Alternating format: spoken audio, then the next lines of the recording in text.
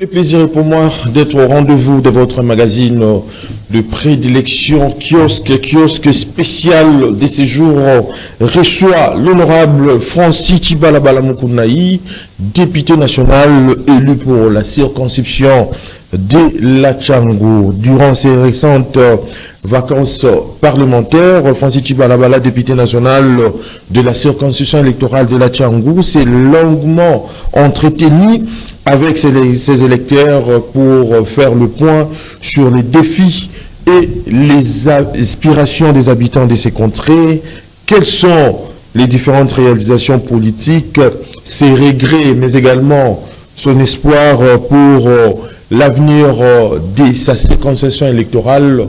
Nous allons donc en parler au cours de cette émission kiosque. Et puis, discours du président de la République devant la tribune des Nations Unies. Déjà, les décors a été planté depuis le week-end dernier avec l'arrivée de Félix-Antoine Tshisekedi Tshilombo à New York, où il va bientôt parler une fois de plus devant la prestigieuse tribune des Nations Unies à l'occasion de sa 79e Assemblée Générale. Quel discours devant la tribune de l'Organisation des Nations Unies, Félix Tshisekedi, fermeté ou compromis? Analyse et commentaires sur votre émission kiosque pour Adolphe Mouzitou. La constitution actuelle de la République démocratique du Congo est illégale car votée par de parlementaires non élus et promulguée par un président non élu aussi. Si dialogue il y aura, ça doit commencer par la rédaction d'une nouvelle constitution. Ce sont là les propos tenus par Adolphe Mouzitou. Cette question du changement de la constitution de la République démocratique du Congo va revenir sur la sellette au cours de votre émission kiosque avec notre invité. Et puis, poursuite ordonnée contre les actes de dépravation de mœurs sur les réseaux sociaux. Le ministre de la Justice et garde des Sceaux, Constant Moutamba, a adressé une injonction ferme aux procureurs généraux près le cours d'appel de la République démocratique du Congo, leur enjoignant d'engager des poursuites contre les auteurs des actes de dépravation des mœurs sur les réseaux sociaux, notamment sur des plateformes comme TikTok. Analyse et commentaires sur votre émission kiosque avec notre invité dont nous avons l'estime, honneur d'y recevoir au cours de cette émission kiosque. Honorable Tchibalabala, vous êtes bienvenu. Merci. D'entrée de jeu, vous venez de finir vos vacances parlementaires dans votre circonscription électorale de la Tchangou. C'est quoi, en fait, l'appréciation que vous avez après avoir rencontré vos électeurs, mais également lorsqu'ils vous ont étalé leurs desiderata? Voilà, je crois que le constat est amer dans la mesure où la situation de mes électeurs n'ont pas changé d'un iota. Les problèmes d'insécurité galopante demeurent. Les problèmes d'eau, les problèmes de canalisation d'eau, les problèmes du courant, oui, les problèmes des routes. D'ailleurs, ces problèmes se posent vraiment avec acuité, dans la mesure où je prends par exemple la commune de Kimbantseke où il n'y a plus de route. Donc la seule route qui existe, c'est la route Mokali, mais celle-là aussi est impraticable à ces jours. Donc il n'y a pas de route dans toute une commune. Les terrains de foot par exemple sont spoliés, nos jeunes ont où aller se récréer. Nous sortons fraîchement de vacances, mais malheureusement nos enfants n'ont pas pu aller se récréer parce que tous les terrains de foot sont spoliés. Il y a aussi le problème des sites agricoles. Aujourd'hui, on constate qu'il y a des maisons qui sont en train de sortir des terres, alors que ces sites, au vu de l'édit numéro 001 de la ville de Kinshasa, ce sont des sites qui doivent être protégés. Et je crois que, au vu de ces tableaux que je viens de peindre, oui, pour nous, c'est la demande que nous avons du pain sur la planche, nous qui sommes législateurs, nous venons à peine de reprendre, et nous allons porter la voix de nos électeurs. Nous allons, bien entendu, porter ces désirata de nos populations au niveau de l'Assemblée nationale pour que celle-ci, à son tour, fasse des recommandations au gouvernement afin de trouver des solutions pérennes et efficaces au profit de nos électeurs. Donc, les choses doivent quand même changer.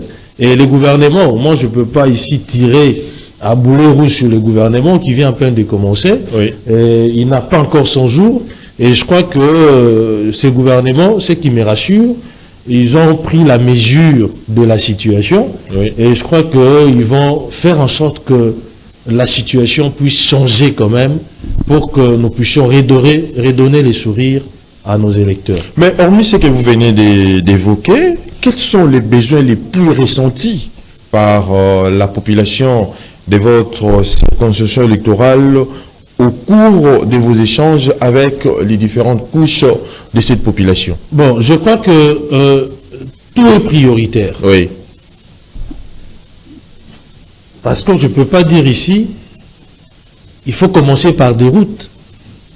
Alors qu'à côté, il y a l'insécurité qui est en train de causer des victimes. Vous comprenez? C'est-à-dire que tout ce que je viens de peindre ici constitue bien entendu les priorités pour nos électeurs. Donc, en dehors de Kimbanseke et Massina, heureusement, on est en train de faire quand même la route CEP, etc. Mais ce n'est pas suffisant. Et il n'y a pas assez de routes. Quand il pleut, nous sommes déjà dans la saison de pluie, il faut vous attendre à la crue. Et les gens seront immergés. Il y aura des pertes en vies humaines parce que nous avons des problèmes de canalisation d'eau. Ça dit tout est prioritaire. Oui. Et nous demandons au gouvernement, d'ailleurs, lorsque la première ministre viendra présenter son budget, nous allons prendre la parole pour lui faire remarquer qu'il faut qu'elle accorde plus d'importance aux besoins qui sont prioritaires. Et les besoins prioritaires sont les gens. Et je crois qu'en tant que première ministre et en tant que Congolaise aussi, elle vit dans sa peau la situation que vivent nos compatriotes. Et je crois que il y aura quand même des solutions qui proviendront de ces gouvernements. Pour terminer ce chapitre, honorable Francis Tchibalabala Mukunaï, quelles sont les réalisations politiques, vos regrets et votre espoir pour l'avenir de la circonscription électorale de la Tchao? Je crois que c'est prématuré aujourd'hui d'établir un bilan, parce que nous venons aussi à peine de commencer. Je crois que ça c'est notre deuxième session. C'est la première session ordinaire, la session de septembre qui est essentiellement budgétaire. Et je crois qu'au cours des sessions qui vont s'en suivre, nous allons bien entendu porter la voix de nos électeurs parce qu'ils nous ont envoyés pour faire ce travail et nous devons bien le faire pour que ceux-ci soient satisfaits du choix qu'ils avaient opéré lors des élections passées. Et dans le cadre des productions législatives, face aux différents problèmes en effet, nous allons initier une loi, une proposition de loi qui va concerner la formation professionnelle et nous devons rendre cette formation obligatoire au profit, bien entendu, rendre gratuite cette formation au profit, bien entendu, de nos concitoyens parce qu'aujourd'hui, tout le monde n'a pas assez de moyens pour aller à l'université. Et nous avons constaté que sous d'autres cieux, par exemple, beaucoup ne font que des formations, mais à partir des formations, ils arrivent à dégoter des emplois où ils sont bien rémunérés. Donc on peut aussi transposer cette philosophie-là dans notre pays, permettre aux gens d'apprendre le métier, et à travers ces métiers, ils seront payés aussi, ils vont prendre en charge leur famille, leur foyer, etc. Donc c'est la loi que nous allons amener. Il est certes vrai que le président de la République a déjà officialisé la gratuité de la formation professionnelle, mais nous voulons qu'il y ait bien entendu une loi, un cadre juridique qui va accompagner justement cette initiative louable pour que les Congolaises et Congolais soient bénéficiaires de formation, notamment ceux qui n'ont pas eu la chance d'aller à l'université ou à l'école, aussi surtout des indigents, etc., doivent bénéficier de ces formations gratuitement, aussi voir comment étendre des centres de formation qui soit vraiment à proximité de la population pour faciliter celle-ci à bénéficier de formations gratuites. Changeons de registre, cette fois-ci parlons de l'actualité politique en République démocratique du Congo qui reste bien évidemment dominée par les discours du président de la République à la tribune des Nations Unies.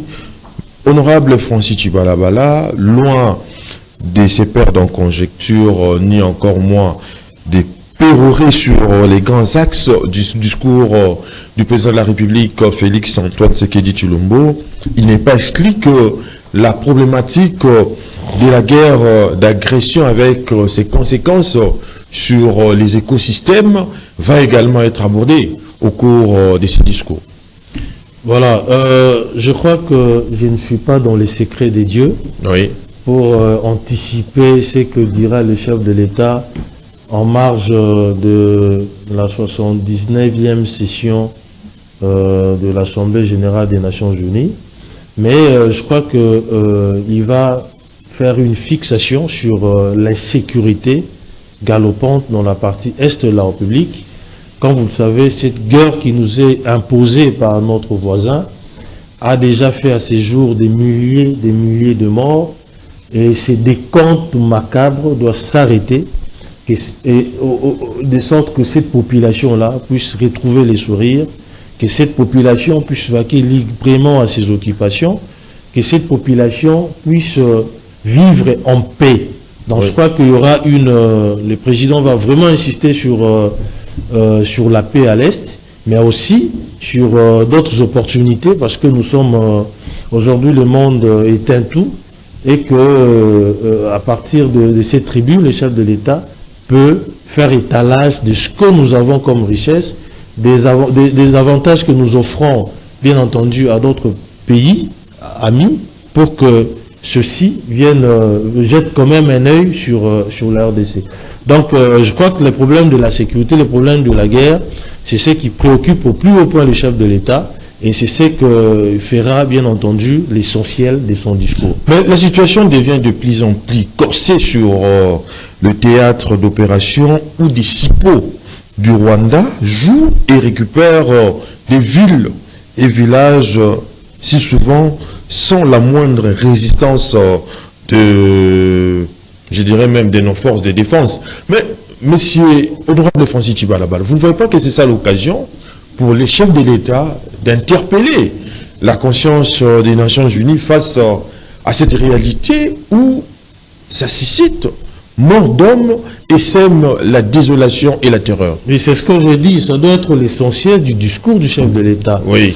Parce que on ne peut pas parler de développement pendant qu'il y a des balles crépitent, pendant que des gens sont en train de tomber tous les jours. Je crois que le plus important, c'est d'abord la sécurité, c'est d'abord l'intégrité territoriale, c'est d'abord la paix. Et je crois que le président de la République va s'arc-bouter sur ces problèmes lors de son discours. Et je crois que les Nations Unies vont nous accompagner dans cet élan-là de recouvrer la paix dans cette partie de la République. Et ce sera ça, je crois que le plus important.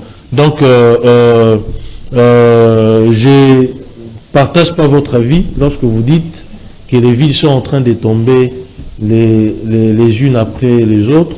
Je crois que notre force armée ou nos FARDC sont en train de donner du grain, de protéger notre territoire. Ils sont en train de se battre avec l'M23 qui est le bras séculier du Rwanda. Donc dire qu'ils ont la voie libre, je crois que ce n'est pas correct, sinon ils seraient déjà peut-être à Kinshasa.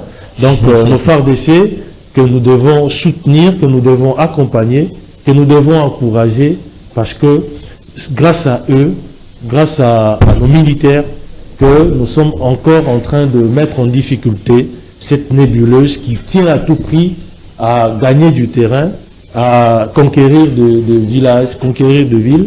Et vraiment, ils ont beaucoup de difficultés sur le terrain, ça je peux vous l'affirmer, au vu bien entendu des informations qui nous parviennent de cette partie de la République. Mais quel langage tenir devant une tribune des Nations Unies où les participants semblent faire fi de nos aspirations les plus légitimes, alors que le paisible citoyen meurt sur... non, je crois que, vous savez, les relations entre États sont basées aussi sur l'hypocrisie. Mais nous ne pouvons pas croiser les bras, dire que voilà, certaines puissances sont derrière le Rwanda, par exemple. Oui. Lorsque le président s'est engagé dans cette lutte contre le Rwanda, cette lutte verbale contre le Rwanda, en l'incriminant comme étant les seuls agresseurs de la RDC, beaucoup d'autres pays n'abondaient pas dans ce sens. Mais aujourd'hui, que ce soit l'Union européenne, que ce soit les États-Unis, ils ont changé leur discours. Ils indexent maintenant le Rwanda sans embâche.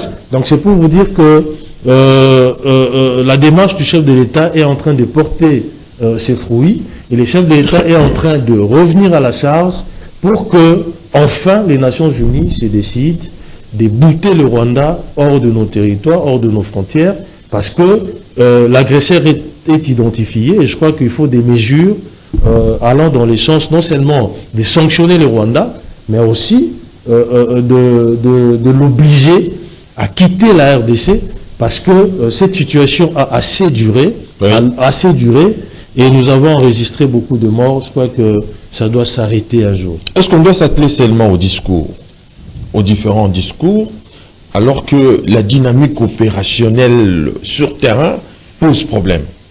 Non, je ne pense pas. Je l'ai dit lors de mon précédent propos, la dynamique opérationnelle ne pose pas problème. Si tel était le cas, je crois que les M23 seraient déjà à Kinshasa. Mais il y a des traîtres au sein de l'armée. Puisqu'ils arrivent même pas à gagner toute la province, oui, cela prouve à suffisance que sur terrain, ils rencontrent aussi des difficultés, parce que nous avons nos FARDC qui sont vent debout contre cette agression et qui acceptent de payer de leur vie, parce que ceux qui sont en train de tomber, ils les sont parce que ils ont accepté de défendre notre patrie. Ils sont en train de faire leur travail, et je crois que nous ne pouvons que saluer les efforts qui sont déployés par nos FARDC, aussi le chef de l'État, parce que non seulement il a formé nos militaires suffisamment, mais aussi il a équipé notre armée pour faire face à cette agression injuste. Donc sur le plan opérationnel, il s'agit d'une guerre. La guerre, nous savons généralement lorsqu'elle commence, mais lorsqu'elle se termine, c'est difficile de faire des prédictions dans ce sens. Donc nous sommes dans une guerre qui nous est imposée injustement, oui, et nous avons utilisé tous les moyens, même ceux diplomatiques, pour ramener les Rwandais à la région au fin de libérer notre territoire.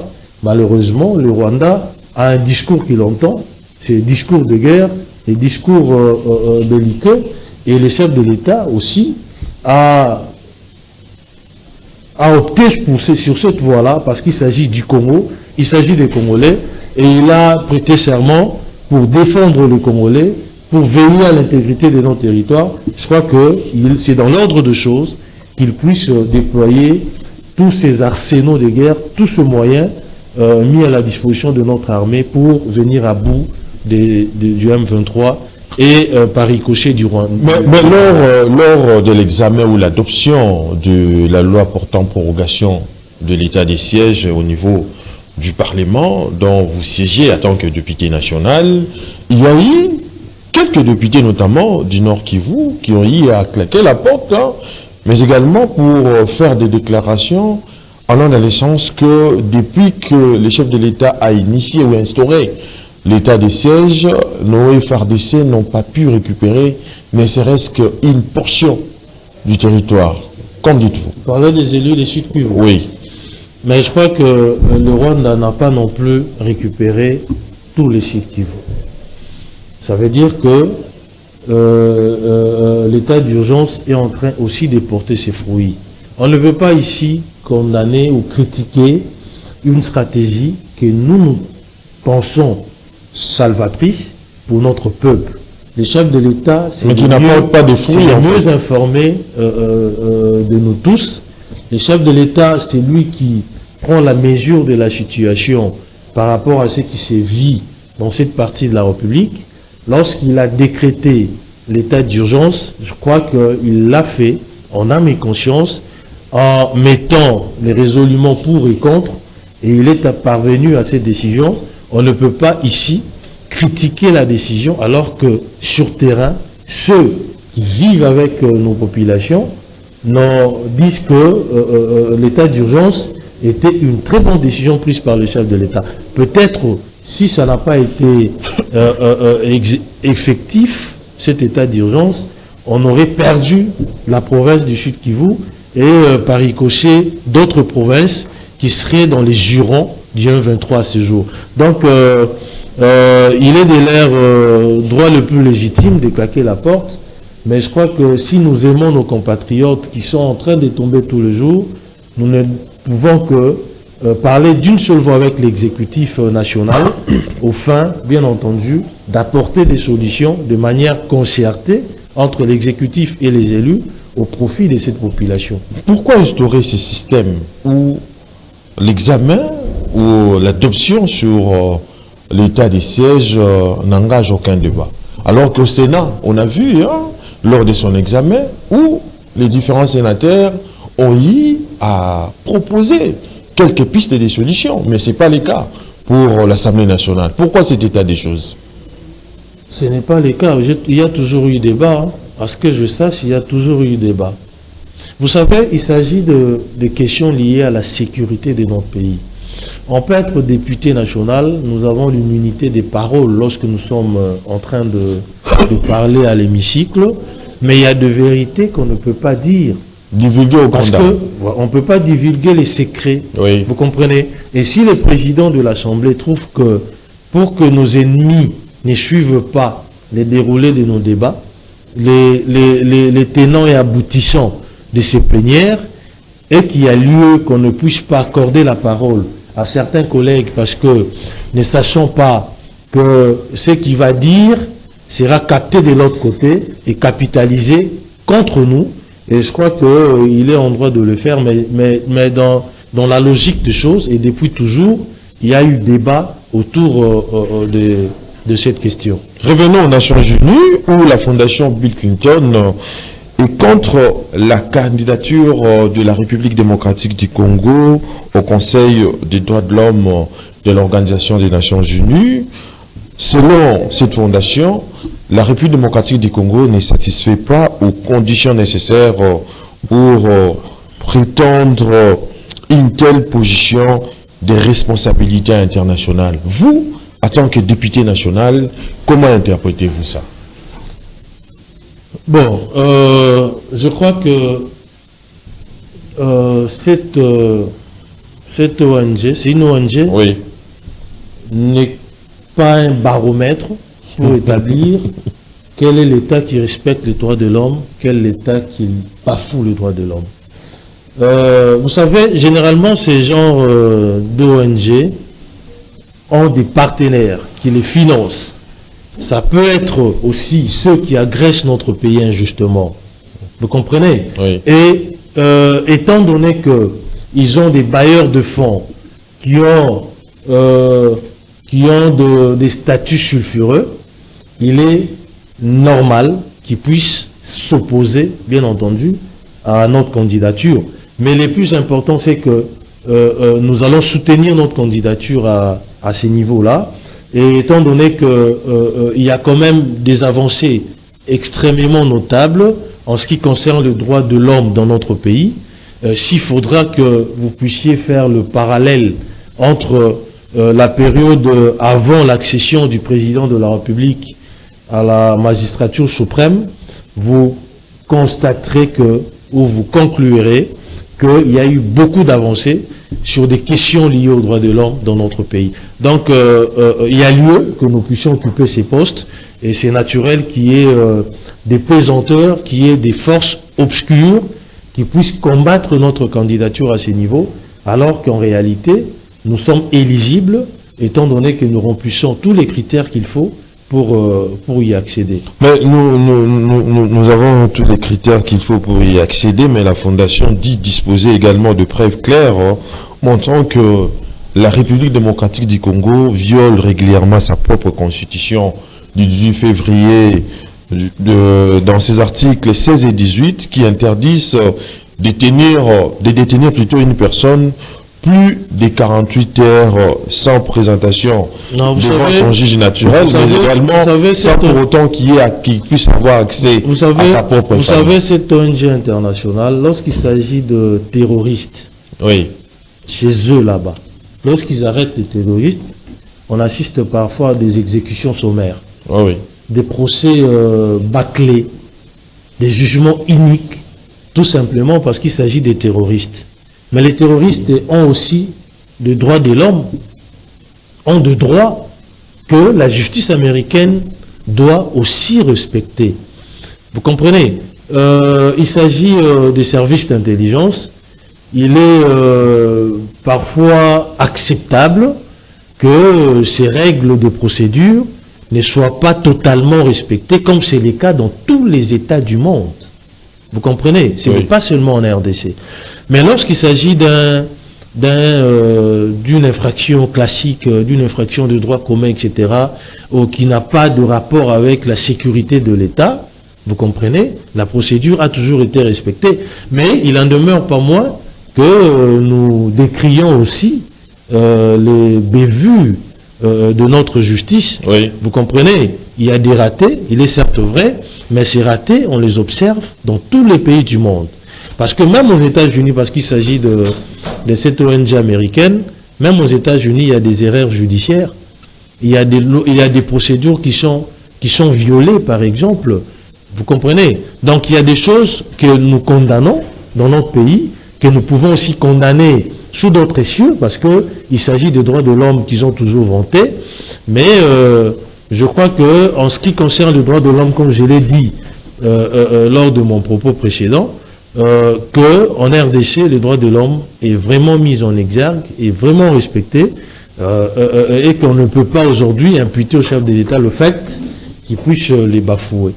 Et en fait, la Fondation évoque également la multiplication des cachots clandestins, des arrestations arbitraires, mais également des détentions illégales, tortures morales et physiques dans des différents cachots en République démocratique du Congo. Est-ce que vous ne voyez pas que des raisons aussi vont sont pesant d'or du fait que cette fondation ne veut pas de cette candidature? Est-ce que vous pouvez me citer un pays de l'Afrique centrale qui respecte les droits de l'homme plus que la RDC? Je parle seulement de l'Afrique centrale. Le problème n'est pas à ce niveau-là. Je crois que c'est un problème politique, étant donné qu'ils ont des partenaires qui financent la guerre à l'Est. Ils ont des partenaires qui sont à la base de la situation que nous connaissons dans cette partie de la RDC. Ils ne peuvent que faire le job de leurs partenaires, tout simplement. Donc, s'agissant de droits de l'homme, c'est vrai, je l'ai dit ici, il y a des choses que nous condamnons. Moi, je condamne personnellement, parce que je suis avocat. Parfois, lorsque nous assistons des clients, il y a des procédures qui sont violées. Et en fait, il y a certains droits qui sont bafoués, ce qui est vrai, mais c'est minimisable. C'est pas dans tout le dossier, c'est pas dans toutes les procédures, c'est pas tout le magistrat, c'est pas, c'est-à-dire lorsqu'il s'agit des questions liées à la sécurité de l'État, il y a aussi une procédure un peu cavalière qui s'observe dans tous les pays du monde. Il n'y a pas, ce n'est pas qu'en RDC.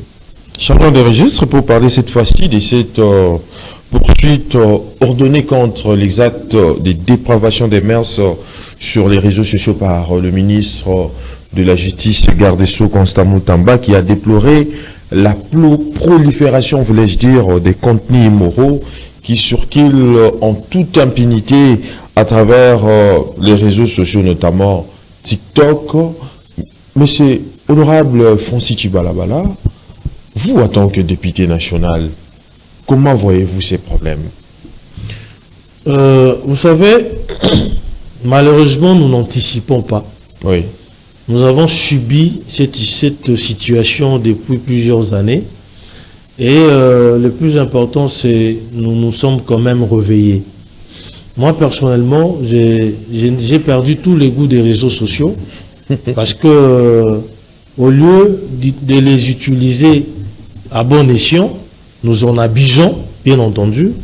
Il n'y a que l'inversion des valeurs que nous constatons dans les réseaux sociaux. Oui. Et les gens se permettent d'insulter les gens, des insanités, etc. Et je crois que ce sont des choses qu'il faut vraiment réprimer. Sinon, nous sommes en train de détruire notre société. Moi, personnellement, j'ai plaint certains compatriotes qui, à travers les actes qu'ils posent, les propos qu'ils tiennent dans les réseaux sociaux, ils sont en train de détruire nos enfants, de détruire la jeunesse. Vous comprenez? Et cette situation ne peut pas continuer éternellement. Je salue les débuts de mesures qui sont en train d'être prises. La fermeture de certaines chaînes, par exemple. Oui. Et même les réseaux sociaux, il faut vraiment une censure efficace pour remettre les choses à leur place, parce que ça ne va pas. Ça ne va pas. Il y a des gens, c'est dans les loisirs d'insulter les autorités, de vous insulter, c'est en toute impunité. Il y a des choses qu'on ne peut pas accepter quand même. Même si, vous savez, lorsqu'on ne sanctionne pas, c'est là que les Far West intervient. Oui. Les Far West prend place. La sanction doit être une réalité dans notre pays. On ne peut pas accepter une dame ou un monsieur se réveille le matin, il commence à débiter des obscénités, des insanités dans les réseaux sociaux et qui sont suivis par nos enfants, qui sont suivis par même des parents. Vous comprenez? Donc cette inversion des valeurs doit s'arrêter.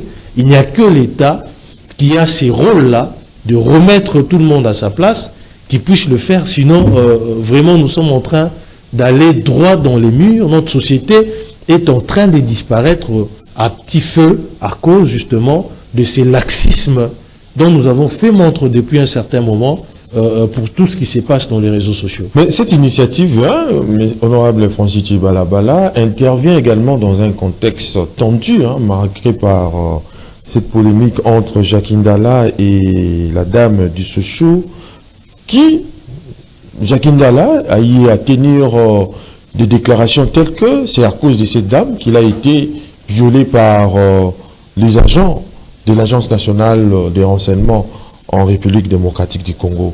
Vous ne voyez pas que ces polémiques dépravent également de mœurs en tant que telles? Bon, je n'ai pas personnellement suivi cette polémique parce que je ne suis pas trop dans les réseaux sociaux, oui, notamment à cause de ces genres de comportements. Parce que je trouve que c'est aux antipodes de l'éducation que j'ai reçue. Oui. Vous savez, il y a parfois des accusations gratuites qui sont de nature à jeter de l'opprobre sur nos services de renseignement, nos services de sécurité, qui sont de nature à éclabousser, bien entendu, notre régime, tout simplement. Il y a des choses qui sont faites à dessein. Monsieur Jackie a purgé sa peine, oui, il a déjà recouvré sa liberté depuis, mais il n'avait jamais dénoncé les sévices qu'il avait subis pendant qu'il était en détention, par rapport à ce que vous venez d'épingler ici. Donc les lire aujourd'hui, je crois que ça relève d'un spectacle tout simplement, pour la consommation de la population, étant donné qu'il est dans l'opposition. Il ne peut que tenir des propos comme ça. D'ailleurs, j'ai suivi une vidéo qui est devenue virale dans les réseaux sociaux, où j'ai vu Franck Diongo et les autres en train d'accuser la RDC de tout le mot, d'accuser le régime Tshisekedi, oui, alors que si ils ont recouvré la liberté, alors qu'ils étaient prisonniers politiques de M. Kabila, c'est grâce à ces régimes qu'ils incriminent aujourd'hui. Donc, ils sont en quête des papiers, ils sont en quête de financement. Ils ne peuvent que tenir des propos du genre à apporter justement une mauvaise réputation à notre régime, à notre pays, bien entendu. Et c'est à cause de ce genre de propos que cette ONG américaine est en train de s'opposer à notre candidature. Donc nous sommes nous-mêmes en train de vendre une mauvaise image de notre pays, alors que nous devons, bien entendu, dire des choses telles qu'elles sont, dire la vérité. Et ces gens de mensonges, c'est vrai, vous voulez vous faire un capital politique, vous voulez vous attirer la sympathie de la population, mais l'autre face de la pièce, c'est que nous sommes en train de ternir l'image de notre pays, ce qui n'est pas bon. Mais en fait, peut-on parler de la diffamation, ces propos tenus par Jacques Ndala, à l'endroit du service des renseignements? Bon, vous savez, la diffamation, en principe, c'est une infraction qui est commise contre une personne. Oui. Vous comprenez? Et je crois que il s'agit des services d'intelligence. Lorsque vous tenez des propos de ce genre, il y a certainement une prévention par rapport à ça. Et ici, moi, je ne suis pas l'avocat des acquis ou plaignant, mais je crois qu'ils ont des avocats qui vont étudier minutieusement le dossier et ressortir la prévention qu'il faut par rapport à ces genres de déclarations. Je crois que c'est à cause de ces genres de propos que on incrimine la RDC comme étant un pays qui est en train de violer les droits de l'homme. Oui. Lorsque vous tenez des propos qui ternissent l'image d'un service d'intelligence, vous devez répondre de vos actes. Lorsque vous tenez des propos comme ça, vous devez en avoir la preuve pour étayer ces accusations. Lorsque vous n'avez pas de preuves, je crois que quand on est intellectuel, quand on est un politique, on est un responsable politique, il y a des déclarations qu'on ne peut pas faire, il y a des déclarations qu'on peut faire aussi, qu'on peut se le permettre. Donc c'est un conseil que je donne tout simplement, et tu risques d'aller de ne faire que des prisons, pas parce que les régimes en veulent à vous, mais tout simplement à cause des violations répétées de la loi ou de la loi pénale de notre pays. Changeons de registre. Cette question qui revient toujours, qui est revenue sur la slette avec la déclaration d'Adolphe Mouzitou, ancien Premier ministre, qui estime que si il y aura dialogue, tel que souhaité également par Martin Fayoulou, envie de permettre la cohésion nationale, il faut d'abord commencer par la rédaction d'une nouvelle constitution. Est-ce que vous êtes également membre de l'Union pour la démocratie et le progrès social, le parti présidentiel? Vous ne voyez pas que ceci est un ballon d'essai? Non, vous savez, la constitution que nous avons, cette constitution de la Troisième République, a succédé une constitution qui existait. La constitution de Lulabo? De la Deuxième République. Oui. Il y avait une constitution. Vous comprenez? Après, il y a eu changement des constitutions. Nous sommes passés directement de la Deuxième à la Troisième République. Les changements des constitutions, la constitution ne prévoit pas son changement, mais elle prévoit le mécanisme de sa révision. Vous comprenez? Les changements de la Constitution, c'est un acte politique. Lorsque un politicien, après avoir passé en revue les dispositions de notre Constitution, il est arrivé à une conclusion selon laquelle que cette Constitution est obsolète, que cette Constitution ne cadre pas avec l'évolution des choses de notre société, ne cadre pas avec nos valeurs, avec nos réalités, il est en droit, bien entendu, de mettre une réflexion. Et nous, en tant qu'intellectuels, en tant que politiques, c'est un pavé qu'on a jeté dans la mare, et ça nous permet, bien entendu, d'approfondir la question, de réfléchir, est-ce qu'il y a opportunité de changer la Constitution ou de la réviser. Vous comprenez? Donc, on ne peut pas ici prêter des intentions. Moi, je suis issu d'un parti démocratique où les règles démocratiques nous sont enseignées, vous comprenez? Donc je ne peux pas ici interdire à un concitoyen, à un compatriote, de réfléchir sur les changements ou de faire une proposition relative au changement de notre Constitution. Donc, si notre Constitution a déjà été révisitée une fois, donc pour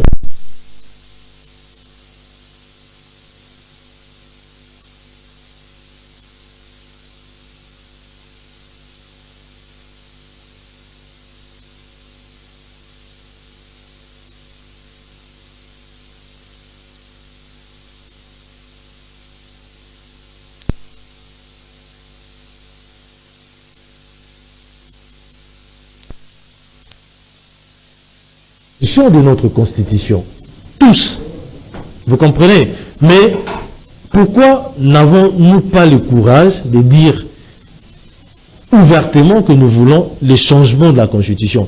Lorsqu'un compatriote émet une réflexion pareille, vous tirez sur lui, alors que peut-être c'est aussi l'avis que vous partagez, mais étant donné que vous appartenez à un bord, entre guillemets, de l'opposition, vous ne voulez pas qu'une telle initiative soit débattue, une telle initiative prenne corps, vous ne voulez pas. Mais demain, si vous êtes au pouvoir, vous allez vous rendre compte que cette même Constitution, la Constitution ne répond pas à nos valeurs, ne répond pas aux réalités, ne répond pas à l'évolution de la société. Mais honorable Tibalabala, pour assurer une meilleure adéquation de certaines vertus constitutionnelles, pourquoi ne pas opter pour la révisitation de cette Constitution, même si on l'a révisitée à plusieurs reprises, en vue d'assurer la meilleure adéquation, au lieu de prôner tout simplement les changements purs et simples. Mais ça aussi, c'est votre avis, c'est votre point de vue. Vous ne voyez pas que c'est aussi votre point de vue. Le président de la République de se maintenir. C'est votre point de vue, je vous le concède. C'est votre point de vue, je vous le concède. Vous parlez de la révision de la Constitution. Monsieur Mozito, l'honorable Mozito a parlé du changement de la Constitution. Il y a des thèses qui sont très chocs, vous comprenez? Et je crois que nous devons prendre la balle au bon par rapport à ces deux thèses, voir quelle est la thèse qui est la plus plausible, la thèse qui va rencontrer, bien entendu, l'assentiment de la population par rapport à notre Constitution. Parce qu'il y a des choses qu'il faut revisiter dans notre Constitution, qu'il faut retoquer. Mais si on trouve qu'on peut changer la Constitution, je crois que c'est aussi dans l'ordre de choses, parce que nous voulons offrir à notre pays une loi fondamentale qui soit potable, une loi fondamentale qui ne puisse pas renfermer de pièges, qui ne puisse pas tout le temps opposer des Congolaises et Congolais. Vous comprenez? Une loi fondamentale qui va nous accompagner à, bien entendu, répondre aux besoins primordiaux de nos populations. Mais revenons un peu à la personne de Mozito. Au départ, Mozito, si vous voulez, un homme de résistance, en tant que membre de la Mouka, il a eu à vociférer contre le président de la République, Félix-Antoine Tshisekedi Tshilombo. Ces retournements de la situation ne vous en dit pas quelque chose? Non, mais vous savez, il n'y a que des imbéciles qui ne changent pas.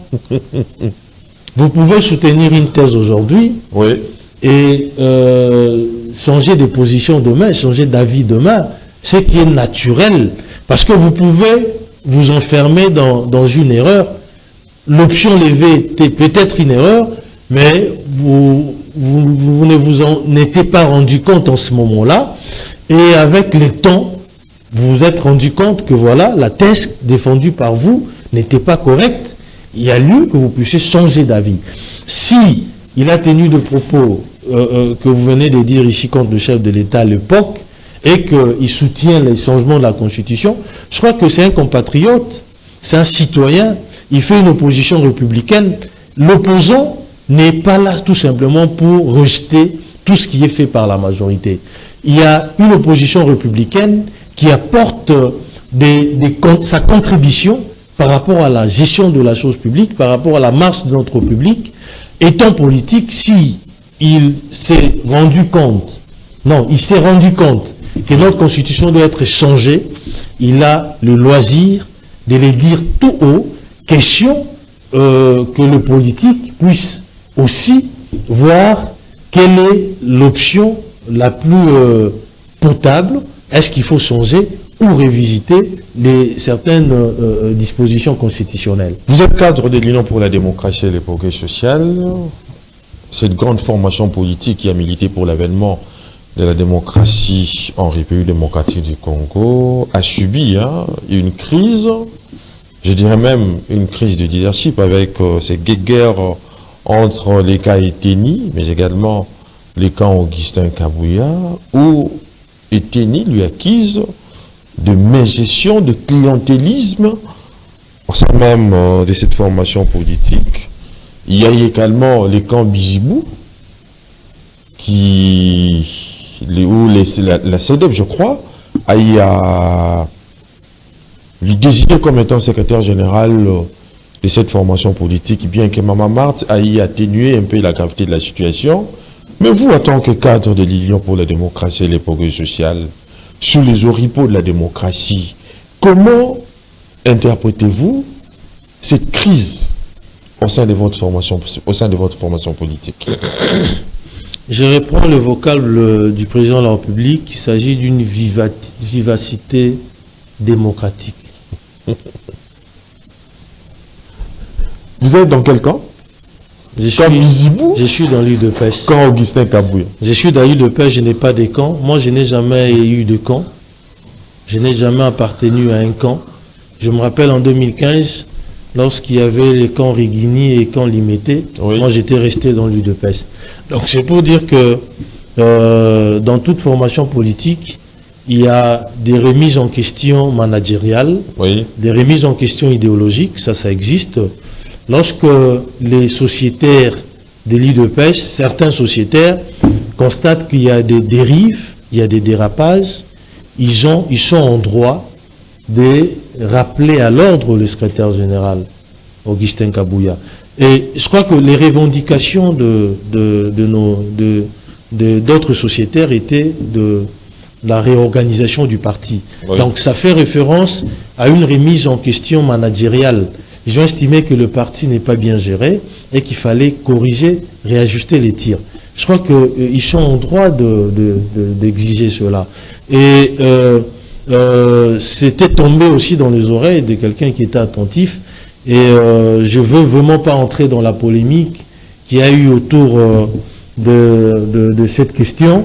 Mais le plus important, c'est que dans toute formation politique, il y a deux problèmes. Et là où il y a des intellectuels, ces problèmes doivent absolument trouver des solutions et ils ne peuvent pas perdurer. Vous comprenez? Donc il y aura certainement une solution durable qui va s'inscrire dans la durée, qui va advenir par rapport à cette situation, mais pour l'instant il y a quand même une accalmie. C'est ça le plus important. Nous devons accompagner le chef de l'État, oui. à travers notre parti politique et non créer des situations qui mettent les chefs de l'État en difficulté dans l'opinion.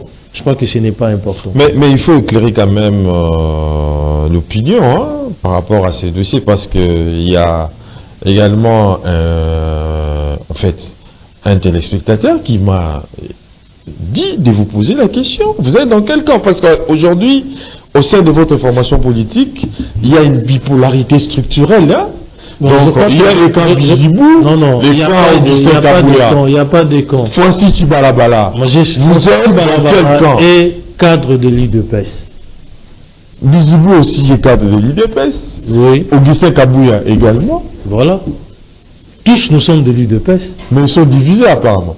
Non, je vous ai dit ici, il s'agit d'une remise en question managériale. Oui. Ils ont critiqué la gestion de l'honorable Kabouya. Je crois que c'est aussi leur droit le plus légitime, vous comprenez.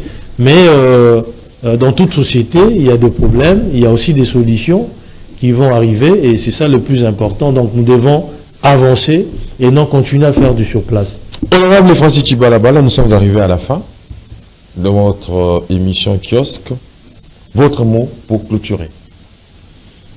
Voilà, je vous remercie d'abord pour votre invitation et je profite aussi de votre micro pour dire à nos électeurs que nous venons de reprendre, avec l'hémicycle tous les problèmes que nous avons recueillis pendant les vacances parlementaires seront portés à l'Assemblée. Déjà, nous les avons coulés dans notre rapport de vacances parlementaires, mais nous allons aussi porter cette voix-là au niveau de l'Assemblée nationale pour que l'exécutif national apporte des solutions à leurs problèmes. Il est certes vrai que le changement ne sera pas radical. C'est un processus, parce que la première ministre ou le président de la République n'a pas ou n'ont pas un pouvoir messianique pour changer radicalement les choses. Oui. Et c'est à travers des premiers pas, des fondements qui seront posés, que nous allons bien entendu trouver satisfaction dans l'action gouvernementale. Donc nous allons faire notre travail. Ils vont nous juger à la fin de cette session, parce que nous allons aussi nous auto-évaluer par rapport au travail qui sera fait pendant la session de septembre. La session est essentiellement budgétaire. Nous allons profiter pour que certains problèmes qui n'ont pas retenu l'attention de la première ministre à travers les budgets doivent bien entendu être reprises. Dans certaines situations, certains problèmes doivent être repris pour que nos compatriotes retrouvent de la joie par rapport à la situation qu'ils sont en train de traverser. Je parle plus de la partie de Tchangou, donc ma circonscription électorale. Mais aussi pour nos compatriotes de l'Est, je crois qu'il y a des actes qui sont posés pour assouvir, bien entendu, la situation qu'elles sont en train de traverser. Et les gouvernements, je demande que le gouvernement puisse encore redoubler d'efforts, mettre suffisamment de moyens pour venir à bout de cette situation-là. Je crois que cette population lui sera reconnaissante par rapport aux actes qu'il aura à poser à son profit. Donc, encore une fois, merci pour votre invitation. Très bien. Que prochainement, je ne manquerai pas de faire acte de présence si jamais vous m'envoyez une autre invitation. Très bien. Nous sommes arrivés pratiquement à la fin et c'est par ces credos de l'honorable Francis Tchibalabala que nous mettons un terme à votre magazine Kiosque. Je vous rappelle que Francis Tchibalabala, il est député national, député provincial, bien qu'il aille à céder son fauteuil pour les comptes de l'Union pour la démocratie et les progrès sociaux. Il fut également président de l'organe délibérant, vice-président plutôt de l'organe délibérant de la ville de province de Kinshasa. Il a y assumé l'intérim du président. Je vous remercie d'avoir accepté notre invitation. Merci. On se retrouve prochainement avec un autre invité. D'ici là, portez-vous bien et bonne suite des programmes sur Canal Congo Télévision.